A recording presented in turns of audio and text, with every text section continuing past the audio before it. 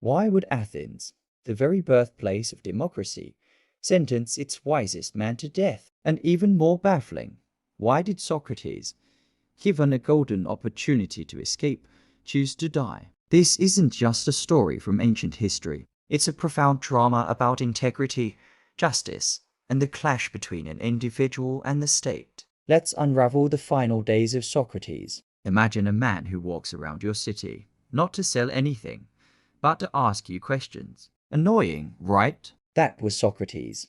He was Athens' self-proclaimed gadfly, buzzing around and stinging the city's most powerful and supposedly wise men with relentless questioning. He wasn't trying to be difficult. He was on a divine mission, as he saw it, to expose ignorance and encourage people to think for themselves. But when you make important people look foolish, you make enemies. And Socrates made a lot of them. After decades of this, his enemies finally saw their chance.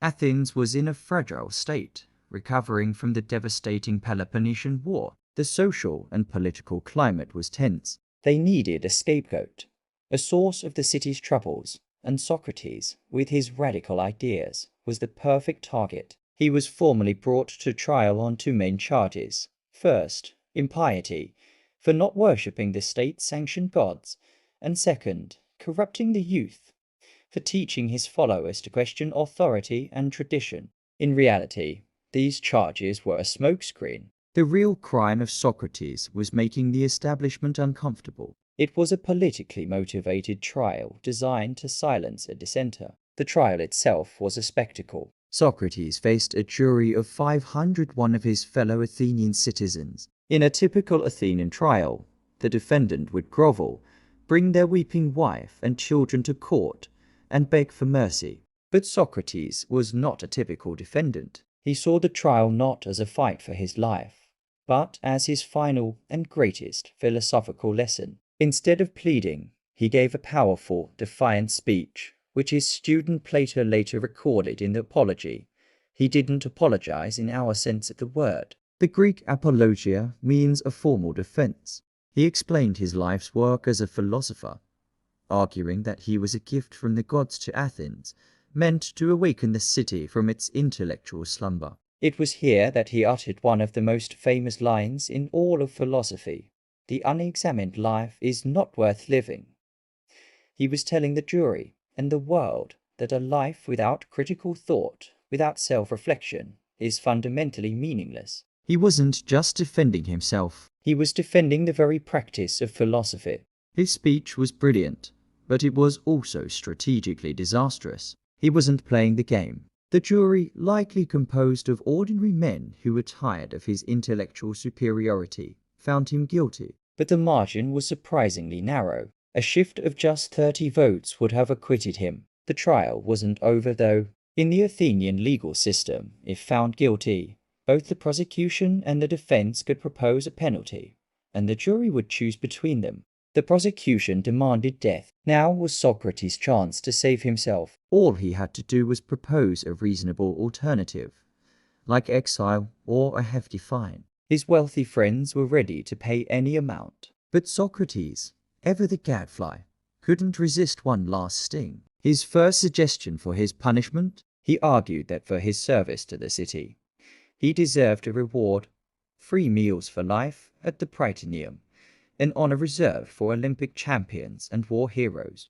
The jury was outraged. This was seen as the ultimate act of arrogance. He then reluctantly suggested a small fine, but the damage was done. In the second vote, on the penalty, the jury's mood had soured completely. The number of votes for the death sentence increased significantly. Socrates had effectively talked his way into his own execution. But the story gets even more profound. Due to a religious festival, all executions were postponed for a month. Socrates was held in a comfortable prison, where his friends could visit him daily. One of his oldest and wealthiest friends, Crito, couldn't bear the thought of his friend's unjust death. He devised a detailed escape plan. The guards had been bribed, a boat was ready, and a safe new life in another city was waiting for Socrates. It was a foolproof plan. All Socrates had to do was walk out, and he refused.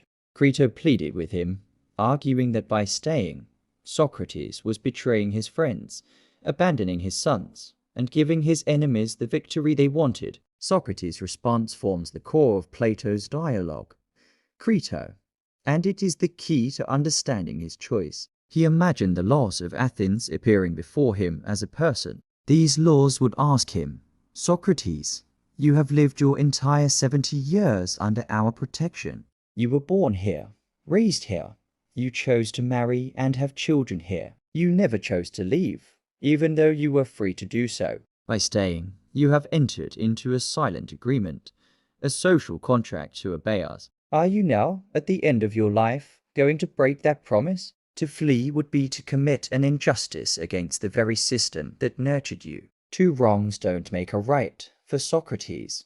Escaping would mean destroying the principles he had lived by. He believed it was better to suffer an injustice than to commit one. His personal survival was less important than his philosophical integrity and his duty to the city-state, even when that state was acting unjustly towards him. He chose to honor his principles over his life, demonstrating that his philosophy wasn't just talk. It was how he lived, and ultimately, how he would die. On his final day, Socrates was the calmest person in the room. Surrounded by his distraught students, he didn't speak of his impending death with fear, but with curiosity. He spent his last hours engaged in what he loved most, a philosophical discussion, this time about the immortality of the soul. He argued that a true philosopher should welcome death as a release of the soul from the prison of the body. When the time came, the executioner brought a cup of poison hemlock.